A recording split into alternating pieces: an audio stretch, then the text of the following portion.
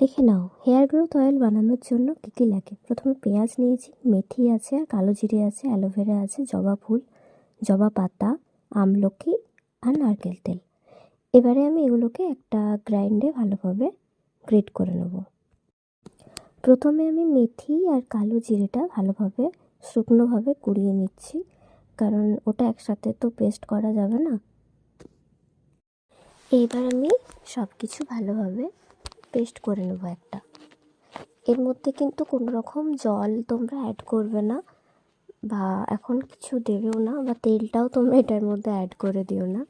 শুধুমাত্র এগুলো একসাথে একটা পেস্ট করতে হবে। আর হ্যাঁ, তোমরা কিন্তু এটার মধ্যে না কারি পাতাও দিতে পারো, কারণ আমি এখানে কারি পাতা পাইনি।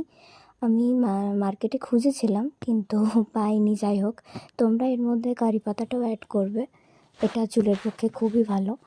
আর জল একদমই দেবে না, যতটুকু না দিলেই নয়। এবার একটা ফ্রাইং প্যানে আমি একদম অল্প আছে নারকেল তেলটা দিয়ে দিলাম।